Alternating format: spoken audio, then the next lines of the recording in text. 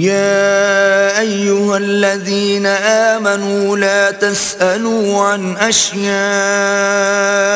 إن تبد لكم تسؤكم وإن تسألوا عنها حين ينزل القرآن تبد لكم عفى الله عنها واللہ غفور حلیم۔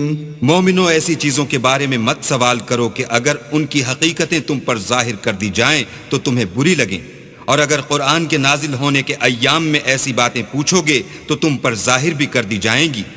اب تو اللہ نے ایسی باتوں کے پوچھنے سے درگزر فرمایا ہے، اور اللہ بخشنے والا بردبار ہے۔ قد سألها قوم من قبلكم ثم أصبحوا بها كافرين۔ اس طرح کی باتیں تم سے پہلے لوگوں نے بھی پوچھی تھیں، مگر جب بتائی گئیں تو پھر ان سے منکر ہو گئے۔ ما جعل الله من بحيرة ولا سائبة ولا وصيلة ولا حام ولكن الذين كفروا يفترون على الله الكذب وأكثرهم لا يعقلون۔ اللہ نے نہ تو بحیرہ کچھ چیز بنایا ہے، اور نہ صائبہ، اور نہ وسیلہ، اور نہ حام، بلکہ کافر اللہ پر جھوٹ افطرا کرتے ہیں، اور یہ اکثر عقل نہیں رکھتے۔ وَإِذَا قِيلَ لَهُمْ تَعَالَوْا إِلَى مَا أَنزَلَ اللَّهُ وَإِلَى الرَّسُولِ قَالُوا حَسْبُنَا مَا وَجَدْنَا عَلَيْهِ آبَاءَنَا أَوَلَوْ كَانَ آبَاؤُهُمْ لَا يَعْلَمُونَ شَيْئًا وَلَا يَهْتَدُونَ۔ اور جب ان لوگوں سے کہا جاتا ہے کہ جو کتاب اللہ نے نازل فرمائی ہے اس کی اور رسول اللہ کی طرف رجوع کرو، تو کہتے ہیں کہ جس طریق پر ہم نے اپنے باپ دادا کو پایا ہے وہی ہمیں کافی ہے۔ بھلا اگر ان کے باپ دادا نہ تو کچھ جانتے ہوں اور نہ سیدھے رستے پر ہوں تب بھی۔ يا أيها الذين آمنوا عليكم أنفسكم لا يضركم من ضل إذا اهتديتم إلى الله مرجعكم جميعا فينبئكم بما كنتم تعملون۔ اے ایمان والو، اپنی جانوں کی حفاظت کرو، جب تم ہدایت پر ہو تو کوئی گمراہ تمہارا کچھ بھی بگاڑ نہیں سکتا۔ تم سب کو اللہ کی طرف لوٹ کر جانا ہے، اس وقت وہ تم کو تمہارے سب کاموں سے جو دنیا میں کیے تھے آگاہ کرے گا اور ان کا بدلہ دے گا۔ يا أيها الذين آمنوا شهادة بينكم إذا حضر أحدكم الموت حين الوصية اثنان ذوى عدل منكم أو آخران من غيركم إن أنتم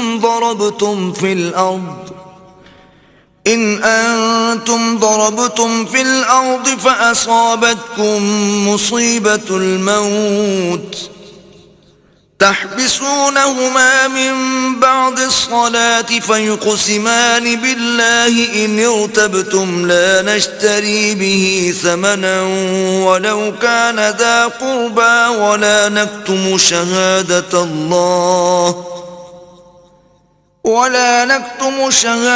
الله إنا إذا لمن الآثمين۔ مومنو، جب تم میں سے کسی کی موت آ موجود ہو تو شہادت کا نصاب یہ ہے کہ وصیت کے وقت تم مسلمانوں میں سے دو مرد عادل یعنی صاحب اعتبار گواہ ہوں، یا اگر مسلمان نہ ملیں اور تم سفر کر رہے ہو اور اس وقت تم پر موت کی مصیبت واقع ہو تو کسی دوسرے مذہب کے دو شخصوں کو گواہ کر لو۔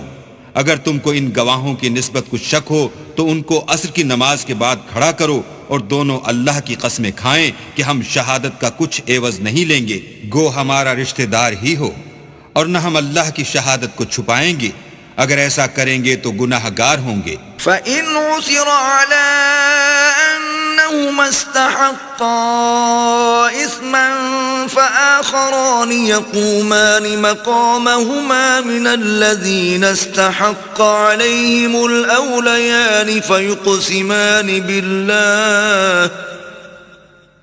فيقسمان بالله لشهادتنا أحق من شهادتهما وما اعتدينا إنا إذا لمن الظالمين. پھر اگر معلوم ہو جائے کہ ان دونوں نے جھوٹ بول کر گناہ حاصل کیا ہے تو جن لوگوں کا انہوں نے حق مارنا چاہا تھا ان میں سے ان کی جگہ اور 2 گواہ کھڑے ہوں جو میت سے قرابت قریبہ رکھتے ہوں. پھر وہ اللہ کی قسمیں کھائیں کہ ہماری شہادت ان کی شہادت سے بہت سچی ہے اور ہم نے کوئی زیادتی نہیں کی. ایسا کیا ہو تو ہم بے انصاف ہیں. ذلك أدنى أن يأتوا بالشهادة على وجهها أو يخافوا أن ترد أيمان بعد أيمانهم واتقوا الله واسمعوا والله لا يهدي القوم الفاسقين. اس طریق سے بہت قریب ہے کہ یہ لوگ صحیح شہادتیں دیں یا اس بات سے خوف کریں کہ ہماری قسمیں ان کی قسموں کے بعد رد کر دی جائیں گی. اور اللہ سے ڈرو اور اس کے حکموں کو گوش ہوش سے سنو اور اللہ نافرمان لوگوں کو ہدایت نہیں دیتا. يوم يجمع الله الرسل فيقول ماذا أجبتم قالوا لا علم لنا إنك أنت علام الغيوب. وہ دن یاد رکھنے کے لائق ہے جس دن اللہ پیغمبروں کو جمع کرے گا پھر ان سے پوچھے گا کہ تمہیں کیا جواب ملا تھا. وہ عرض کریں گے کہ ہمیں کچھ معلوم نہیں، تو ہی غیب کی باتوں سے واقف ہے.